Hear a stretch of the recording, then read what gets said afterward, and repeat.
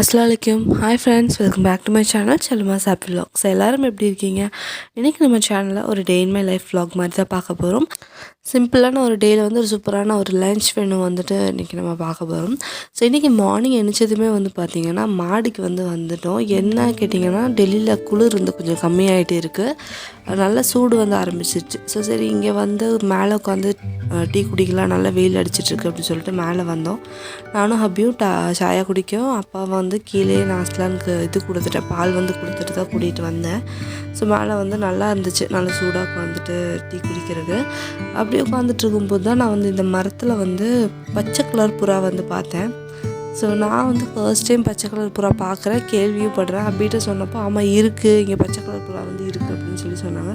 So உங்களுக்கு தெரியுமா பச்சை கலர் புறா? நீங்கள் பார்த்துருக்கீங்களா என்ன அப்படிங்கிறது உங்களுக்கு தெரிஞ்சுன்னா கண்டிப்பாக கமெண்ட் செக்ஷனில் கமெண்ட் பண்ணுங்கள். அப்படி டீ குடிச்சிட்டு கீழே வந்துட்டோம். நைட்டு நான் வெசல்ஸ் எல்லாம் வாஷ் பண்ணல, அப்படியே வச்சுட்டு தான் படுத்தேன். ஸோ ஓகே சொல்லிட்டு ஃபஸ்ட்டு வெசல்ஸ் எல்லாம் வாஷ் பண்ணி க்ளீன் பண்ணிடலாம் அப்படின்னு சொல்லிட்டு, இன்றைக்கி பிரேக்ஃபாஸ்ட் நான் பண்ண போகிறது இல்லை, டீ குடிச்சோல ஓகே அப்படின்னு சொல்லிட்டு சீக்கிரமாக லன்ச் மட்டும் ப்ரிப்பேர் பண்ணிடலாம் அப்படின்னு சொல்லிட்டு சிக்கன் வாங்குறதுக்கு வேண்டி போயிட்டாங்க. சிக்கன் வாங்கிட்டு வந்ததுமே வாஷ் பண்ணி வச்சுட்டேன். அதுக்கு முன்னாடியே எல்லாமே ரெடி பண்ணி வச்சுட்டேன். இன்றைக்கி கீ ரைஸும் ஒயிட் சிக்கன் குருமாவும் வைக்கலாங்கிற ஐடியாவில் தான் இருக்கேன். ஸோ எல்லாமே ரெடியாக இருக்குது. சிக்கன் 1 kg எடுத்துகிட்டு வந்திருக்காங்க. இதில் நான் கொஞ்சமாக 65 போடுற மாதிரி பாதி எடுத்து வச்சிட்ருக்கேன். கொஞ்சமாக 65 போட்டுக்கலாம் அப்படின்னு சொல்லிட்டு ஒரு 5-6 பீஸ் மட்டும் எடுத்து வச்சுட்டேன். அதை மேரினேட் பண்ணுறதுக்கு ஒரு tablespoon ginger garlic paste, கொஞ்சமாக கல்லுப்பு, அப்புறமா கொஞ்சமாக மல்லித்தூள், கொஞ்சமாக கரம் மசாலா, கொஞ்சமாக cumin பவுடர், கொஞ்சமாக மஞ்சள் தூள், கொஞ்சமாக மிளகாய் தூள் போட்டுட்டு 1 டேபிள் ஸ்பூன்லேருந்து 1.5 டேபிள் ஸ்பூனில் கார்ன்ஃப்ளவர் போட்டு நல்லா மிக்ஸ் பண்ணி வச்சுருங்க. ஃபஸ்ட்டு இது நல்லா மிக்ஸ் ஆனதுக்கப்புறமா இதில் கொஞ்சமாக தயிர் ஆட் பண்ணணும். ஒரு டேபிள் ஸ்பூன் தயிரும் ஒரு அரை லெமனும் பிழிஞ்சு வச்சுட்டு நல்லா மிக்ஸ் பண்ணி வச்சிட்டோன்னா அவ்வளோதான், இதோட மேரினேஷன் ரெடி ஆகிடும். இது 1/2 மணி நேரம் ஓரமாக மேரினேட் ஆகட்டும். அதுக்குள்ளே இங்கே நான் குக்கர் வச்சு கொஞ்சமாக ஆயில் சுடு பண்ணிகிட்ருக்கேன் சிக்கன் ஒயிட் குருமாக்காக. இந்த குருமா நல்லா டேஸ்டியாக இருக்கும், சட்டிலான டேஸ்ட்டாக இருக்கும், பட் நல்லாயிருக்கும் சாப்பிட்றதுக்கு. உங்களுக்கு ரொம்ப இதாக வேணாம், மசாலாவாக வேணாம் அப்படிங்கும்போது இந்த குருமா நீங்கள் வச்சு பாருங்கள், நல்லாயிருக்கும்.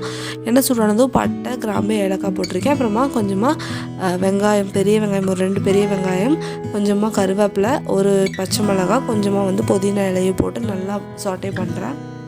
இது ரொம்ப ப்ரௌன் கலர் ஆகணும் இல்லை, இந்தளவுக்கு வணங்கினதுமே நம்ம இதில் இஞ்சி பூண்டு பேஸ்ட் போட்டுக்கலாம். இஞ்சி பூண்டு பேஸ்ட் 2 டேபிள் ஸ்பூன்லேருந்து 3 டேபிள் ஸ்பூன் வரைக்கும் போடலாம். ஏன்னா இதில் இஞ்சி பூண்டு டேஸ்ட்டோட ஃப்ளேவர் தான் ஃபுல்லாக இருக்கணும். அடுத்ததாக 2 தக்காளி ஆட் பண்ணியிருக்கேன். ஆட் பண்ணிட்டு ஒரு பெரிய சைஸ் தக்காளி ஆட் பண்ணியிருக்கேன். ஆட் பண்ணிட்டு கொஞ்சமாக மல்லித்தூள், கொஞ்சமாக கரம் மசாலா மட்டும் போட்டு நல்லா மிக்ஸ் பண்ணி விட்டுக்கோங்க. இது நல்லா கிரேவி கன்சிஸ்டன்சி ஆகிற டைமில் ஒரு அரை கப் அளவு தயிர் நான் ஆட் பண்ணுறேன். புளிப்பில்லாத தயிரை ஆட் பண்ணணும். புளிப்போடு தயிர் ஆட் பண்ணால் குருமா அவ்வளோ நல்லா இருக்காது. ஸோ புளிப்பில்லாத தயிர் ஆட் பண்ணிக்கோங்க. அடுத்ததாக ஒரு 3 நிமிஷம் வரைக்கும் நல்லா இதே மாதிரி சாட்டே பண்ணதுக்கு அப்புறமா தான் நான் சிக்கன் நல்லா ஆட் பண்ணுறேன். சிக்கன் சில்லிக்கு எடுத்து போக அப்படியே இதில் ஆட் பண்ணிட்டேன். ஆட் பண்ணிவிட்டு இதை நல்லா நம்ம வணக்கி விட்டுக்கலாம். ஒரு 2 to 3 minutes இந்த கிரேவிலே சிக்கன் வணங்கட்டும்.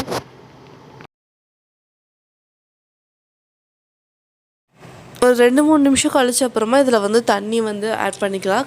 தண்ணி உங்களுக்கு எந்த அளவுக்கு வேணுமோ அந்தளவுக்கு ஆட் பண்ணிக்கோங்க. நான் இந்தளவுக்கு தண்ணி ஆட் பண்ணியிருக்கேன். சிக்கனுக்கு கொஞ்சம் கீழே இருக்கிற மாதிரி ஆட் பண்ணியிருக்கேன். அந்த சிக்கன் கொஞ்சம் தண்ணி வரும். ஸோ விசில் வச்சு எடுக்க போகிறனால அப்படியே ஒரு 2 விசில் வச்சு எடுத்துக்க போகிறேன் மீடியம் ஃப்ளேமில் வச்சு. அதுக்குள்ளே ஒரு விழுது ஆட் பண்ணிக்கலாம். கொஞ்சமாக தேங்காய், 4-5 முந்திரி பருப்பு, கொஞ்சமாக ஃபெனல் சீட்ஸு, பெருஞ்சீரகம் ஆட் பண்ணி நல்லா அரைச்சி எடுத்துகிட்டு வந்துடுங்க. இப்போ பாருங்கள், சிக்கன் எல்லாமே சூப்பராக வெந்துருச்சு. கிழங்கும் சூப்பராக வெந்திருக்கு. இப்போ இதை நல்லா ஒரு மிக்ஸ் பண்ணி விட்டுட்டு திருப்பியும் ஸ்டவ் ஆன் பண்ணிக்கலாம். ஆன் பண்ணிட்டு நம்ம அரைச்சி வச்ச தேங்காய் மிக்சர் இருக்குல்ல, அது ஆட் பண்ணிக்கலாம். நிறைய இல்லை, கம்மியாக தான் தேங்காய் மிக்சர் ஆட் பண்ணும். அந்த தயிரோட அந்த டேஸ்ட் தான் இதில் வரும் குருமாவில், நல்லாயிருக்கும். ஆனால் அடுத்ததாக கொத்தமல்லியில் ஆட் பண்ணிட்டு மிக்ஸ் பண்ணி விட்டுட்டோம் அப்படின்னா நம்மளோட சூப்பரான கிரேவி ரெடி ஆயிடுச்சு. கடைசியாக ஒரே ஒரு 1/2 டீஸ்பூன் அளவு மட்டும் சிக்கன் மசாலா நான் ஆட் பண்ணுறேன். ஆட் பண்ணிட்டு நல்லா மிக்ஸ் பண்ணி விட்றேன். ஒரு கொதி வந்ததும் இதை அப்படியே இறக்கி வச்சிடலாம். நம்மளோட ஒயிட் சிக்கன் குருமா ரெடி ஆயிடுச்சு. இது அப்படியே நான் இனி ஒரு பவுலுக்கு ட்ரான்ஸ்ஃபர் பண்ணி வச்சுட்டு அதுலேயே கீ ரைஸும் வச்சிட போகிறேன். அண்ட் இந்த ஒயிட் கலர் சிக்கன் குருமா வந்து பார்த்திங்கன்னா கொஞ்சம் தண்ணி மாதிரி தான் இருக்கும், ரொம்ப கட்டியாக இருந்தால் அந்த டேஸ்ட் வந்து வராது. இப்போ வந்துட்டு அதே குக்கர் வச்சு கொஞ்சமாக எண்ணெய் சூடு பண்ணிக்கிறேன். அதில் பட்டை, கிராம்பு, ஏலக்காய், ஒரு பே லீஃபும் வந்து ஆட் பண்ணிவிட்டு கொஞ்சமாக வெங்காயம், ஒரு வெங்காயம் மீடியம் சைஸ் வெங்காயம் 3 ஆட் பண்ணிக்கலாம். ஆட் பண்ணிட்டு நல்லா வந்து சாட்டே பண்ணிக்கோங்க. இது வந்துட்டு ரொம்ப ப்ரௌன் கலர் ஆகணும்னு இல்லை, ஓரளவுக்கு வந்து வெங்காயம் வணங்கினதுமே நம்ம இதில் கொஞ்சமாக புதினா இலையும் பச்சை மிளகாவும் ஆட் பண்ணிடலாம். ஆட் பண்ணிட்டு நல்லா சாட்டே பண்ணிடுங்க. இது ப்ரௌன் கலர் ஆகணும் கிடையாது. அடுத்ததாக கொத்தமல்லி இலையும் போய் ஆட் பண்ணிக்கிறேன். ஆட் பண்ணிட்டு நல்லா வணக்கிங்க. அடுத்ததாக வந்து இதில் 1 டேபிள் ஸ்பூன் அளவு ஜிஞ்சர் கார்லிக் பேஸ்ட் வந்து ஆட் பண்ணுறேன், இஞ்சி பூண்டு பேஸ்ட்டு ஆட் பண்ணிவிட்டு இதையும் நல்லா வந்து வணக்கி விட்டுடலாம். அவ்வளோதான். கீ ரைஸ்க்கு வந்து இது மட்டும்தான் வந்து அதிகமாக ஆட் பண்ணுவோம். தேவைன்னா மட்டும் நீங்கள் 1 டேபிள் ஸ்பூன் அளவு தயிர் இதில் நீங்கள் ஆட் பண்ணிக்கலாம். அரிசி வந்து நல்லா உதிரி நல்லா ஒயிட் கலரில் வரும் கீ ரைஸ், அதுக்காக ஆட் பண்ணிட்டு தண்ணி எந்தளவுக்கு ஆட் பண்ணுவீங்களோ அந்தளவுக்கு ஆட் பண்ணிக்கோங்க. நான் வந்து 2 கப் அளவு பாஸ்மதி ரைஸ்க்கு வந்து 4 கப் அளவு தண்ணி ஆட் பண்ணியிருக்கேன். அடுத்தது இதில் கொஞ்சமாக உப்பும் வந்து ஆட் பண்ணிக்கோங்க. பாஸ்மதி ரைஸ் 15 மினிட்ஸ்லேருந்து 20 மினிட்ஸ் கண்டிப்பாக ஊற வச்சுட்டு சேர்த்துக்கோங்க. அப்போ தான் நல்லா ரைஸ் வந்து நீளமாகவும் நல்லா உதிரியாகவும் கிடைக்கும். அதே மாதிரி நல்லா வாஷ் பண்ணிவிட்டு சேர்த்துக்கோங்க. இப்போ ரைஸ் வந்து ஆட் பண்ணிட்டு ஒரு கொதி வர வரைக்கும் இந்த மாதிரி க்ளோஸ் பண்ணி வச்சு மூடி வைங்க.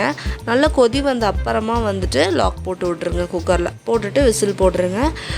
மீடியம் ஃப்ளேமில் ஒரு 2 விசில் வந்துருச்சு அப்படின்னா நம்மளோட கீ ரைஸும் வந்து ரெடி ஆயிரும். அடுத்ததாக வந்துட்டு கீ ரைஸ் எடுத்து வச்சுட்டு கையோடு நான் வந்து சிக்கன் 65 ஃப்ரை பண்ணுறதுக்காக ரெடி பண்ணிட்டேன். தேங்காய் எண்ணெயில் ஃப்ரை பண்ணோம் அப்படின்னா சிக்கன் 65 ரொம்ப டேஸ்டியாக இருக்கும். ட்ரை பண்ணி பாருங்கள். நான் வந்துட்டு மேரினேட் பண்ணி வச்சுருக்கிறது அப்படிங்கிறனால அப்படியே வந்துட்டு ஃப்ரை பண்ணி எடுக்கிறேன். ஃப்ரை பேன்லங்கிறனால நான் ஃபுல்லாக டீப் ஃப்ரை பண்ண மாட்டேன். எப்போவுமே ஷாலோ ஃப்ரை மாதிரி தான், எந்த ஒரு ஃபிஷ்ஷாக இருந்தாலும் சரி சிக்கனாக இருந்தாலும் ஷாலோ ஃப்ரை தான் பண்ணுறதுக்கு ட்ரை பண்ணுவேன். எப்படியும் எனக்கு வந்து எப்போவுமே ஃபுல்லாக எண்ணெய் வச்சு அதுக்குள்ளே வச்சு பொரிச்சு எடுக்கும்போது சிக்கன் ரொம்ப ஹார்ட் ஆகிற மாதிரி ஒரு ஃபீல் இருக்கும். ஸோ அது நிறைய ப்ரொசீஜரில் நான் ட்ரை பண்ணியிருக்கேன். ஆனால் அது வந்து எனக்கு அவ்வளோவா ஒரு டேஸ்ட் கொடுத்தனால ஷாலோ ஃப்ரை பண்ணும்போது சிக்கன் நல்லா உள்ளே வந்து நல்லா சாஃப்டாகவும் இருக்கும், வெளில நல்லா கிறிஸ்பியாகவும் எனக்கு கிடைக்கிற மாதிரி இருக்குது. ஸோ அதனால் இந்த மாதிரியே வந்து ஃப்ரை பண்ணி எடுத்துப்பேன்.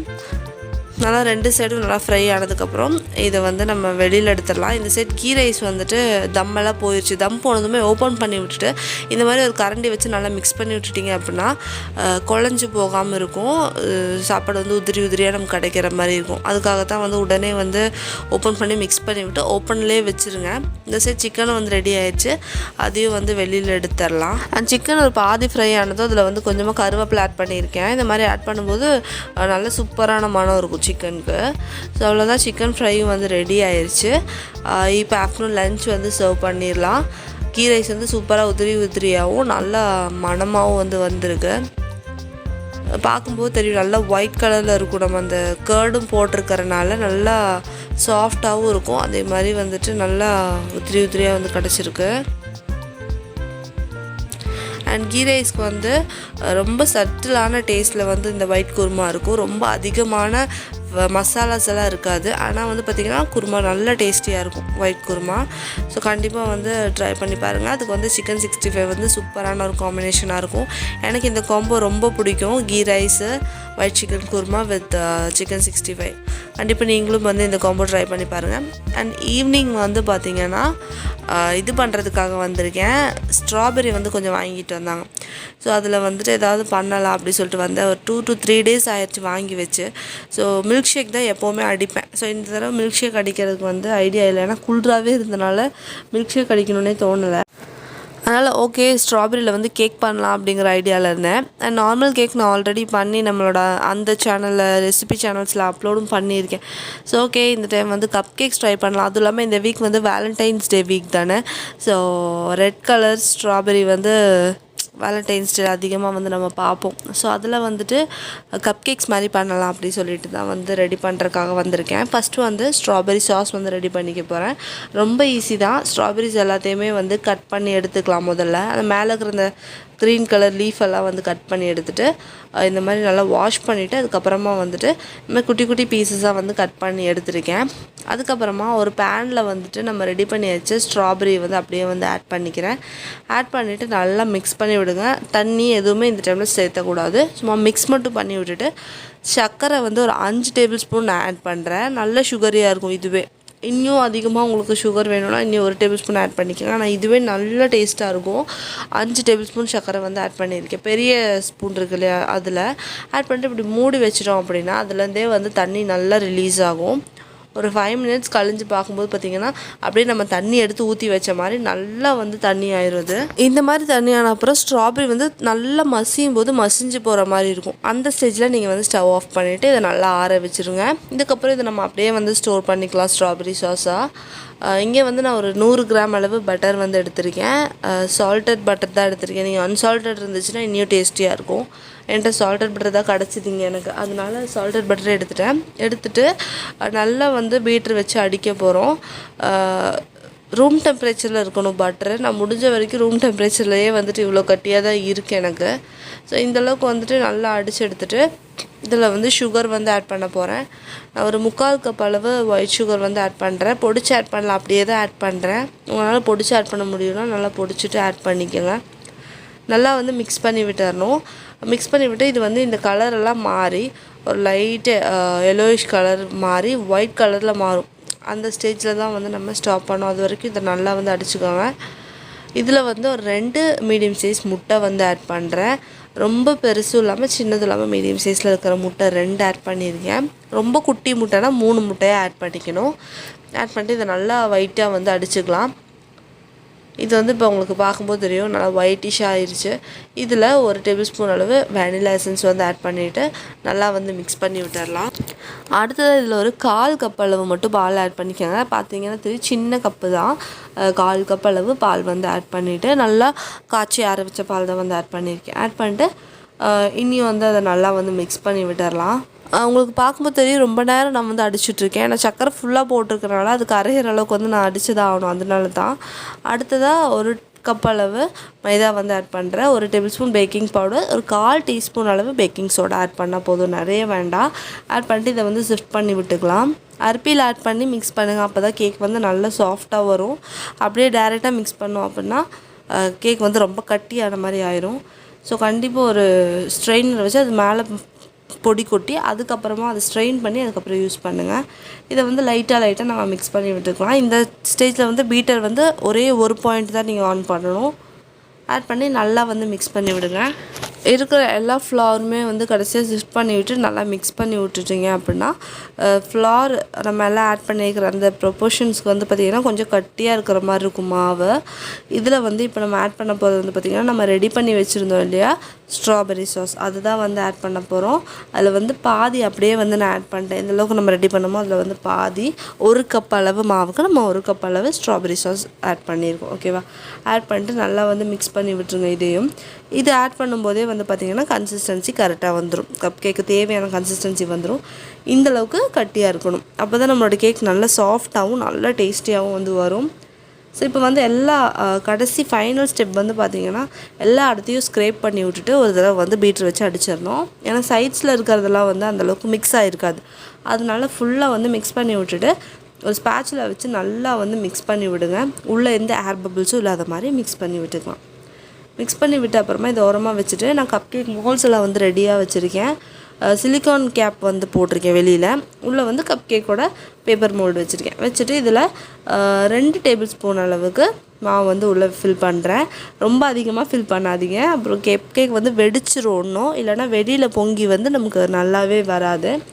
ஸோ இந்தளவுக்கு முக்கால்வாசிலேருந்து 1/2 வரைக்கும் ஃபில் பண்ணால் போதும்.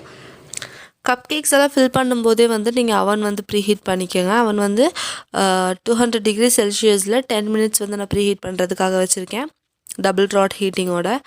ஸோ அதுக்குள்ளே நம்மளோட கப் கேக்ஸும் வந்து நம்ம ஃபுல்லாக ஃபில் பண்ணிடலாம். அதுக்குள்ளே வந்து அது ப்ரீஹீட்டும் ஆயிரும். உடனே நம்ம எடுத்து அவனில் வச்சு பேக் பண்ணிடலாம். ஸோ இந்தளவுக்கு வச்சுட்டு நல்லா டேப் பண்ணி விடுங்க. உள்ளே எந்த ஏர் பபிள்ஸும் இல்லாமல் இருக்கிறதுக்காக இப்படி டேப் பண்ணி விட்டுட்டு அவன் வந்து ப்ரீஹீட் ஆயிடுச்சு. இப்போ வந்து நம்ம உள்ளே வச்சிடலாம். இது வந்து பார்த்திங்கன்னா 25 மினிட்ஸில் நமக்கு சூப்பராக பேக் ஆகி கிடச்சிரும். நான் வந்து 25 மினிட்ஸ்லேருந்து ஒரு 30 மினிட்ஸ் வரைக்கும் நான் டைம் வச்சுருக்கேன். அப்புறம் வேகுதா என்னங்கிறத பார்த்ததுக்கப்புறம் நீங்கள் எக்ஸ்ட்ரா கூட வச்சுக்கலாம். ஸோ நான் வந்து 25 மினிட்ஸ் வச்சுருக்கேன், அவ்வளோதான். இப்போ வந்து ஆன் பண்ணி வச்சாச்சு. நம்மளோட கப் கேக்ஸ் எல்லாம் சூப்பராக பேக் ஆகி வந்திருக்கு. பார்த்திங்கன்னா தெரியல, நல்லா ஈவனாக பேக் ஆகிருக்கும். வெடிப்பு எதுவும் வராமல் கரெக்டாக வந்திருக்கும். நல்ல சூப்பரான கப் கேக். இதுக்கு மேலே நீங்கள் ஸ்ட்ராபெரி ஃப்ராஸ்டிங் போடணுன்னா கூட போட்டுக்கலாம். அஸ்லானுக்கு வந்து ரொம்ப பிடிச்சிது, எனக்கும் ரொம்ப பிடிச்சிது, ஹப்பிக்கு ரொம்ப பிடிச்சிது. நாங்கள் வந்து உடனே வந்து அதை ட்ரை பண்ணிட்டோம். ஏன்னா கேக்ஸ் வந்து இந்த கொஞ்சம் சூட்டோடு அந்த சாப்பிட முடியும் அப்படின்னா இந்த கப் கேக்ஸ் மட்டும் தான் அந்த மாதிரி நம்மளால் சாப்பிட முடியும் பேக் பண்ண உடனே. ஏன்னா பெரிய கேக்னால் நம்ம கண்டிப்பாக ஃப்ராஸ்டிங் பண்ணுறதுக்கு எடுத்து வைப்போம், அந்த மாதிரிலாம் இருக்கும். கேக் எவ்வளோ சாஃப்டாக இருக்குது பாருங்கள். அப்படியே லைட்டான சூட்டில் சாப்பிடும்போது பயங்கரமான டேஸ்ட்டாக இருந்துச்சு. அதே மாதிரி சூடு ஆறுனதுக்கப்புறமா ஃப்ரிட்ஜில் வச்சு சாப்பிடும்போது அது இன்னொரு டேஸ்ட்டாக இருந்துச்சு. ஸோ இந்த வேலண்டைன்ஸ் டேக்கு கண்டிப்பாக உங்கள் வீட்டில் இருக்கிறவங்களுக்கு இந்த மாதிரி சூப்பரான ஸ்ட்ராபெரி சாஸ் ரெடி பண்ணி இந்த கப் கேக் வந்து ட்ரை பண்ணி பாருங்கள். ஸ்ட்ராபெரி கப் கேக் ரொம்ப சூப்பராக இம்ப்ரெஸ் ஆவாங்க. நல்ல டேஸ்டியாக சாஃப்டாக இருக்கும். ஸோ ட்ரை பண்ணி பார்த்தீங்க அப்படின்னா கண்டிப்பாக உங்கள் கமெண்ட்ஸ் வந்து எனக்கு வந்து ஷேர் பண்ணுங்கள். ரொம்ப நல்லாயிருக்கும் சாஃப்டாக. அவ்வளோதான், இன்றைக்கி விலாக் வந்து இதோட முடியுது. ஸோ இன்றைக்கி விலாகில் எதுவும் பெருசாக எதுவும் விலாக் மாதிரி டே இன் மை லைஃப் மாதிரி எடுக்க முடியல, ரெசிபீஸ் மட்டும் தான் எடுக்க முடிஞ்சு. ஸோ நெக்ஸ்ட் விலாகில் கண்டிப்பாக முடிஞ்ச வரைக்கும் நல்லா வந்து கொடுக்குறதுக்கு நான் ட்ரை பண்ணுறேன். அண்ட் இன்றைக்கி செஞ்ச கப் கேக்ஸும் ஒயிட் சிக்கன் குருமா எல்லாம் வந்து ட்ரை பண்ணி பார்த்துட்டு எப்படி வந்துச்சுன்னு சொல்லுங்கள். நான் இன்னொரு நல்ல வீடியோவோட உங்கள் எல்லாத்தையும் வந்து நான் மீட் பண்ணுறேன். அண்டில் தென் டேக் கேர், பாய், தேங்க்யூ, அஸ்ஸலாமு அலைக்கும்.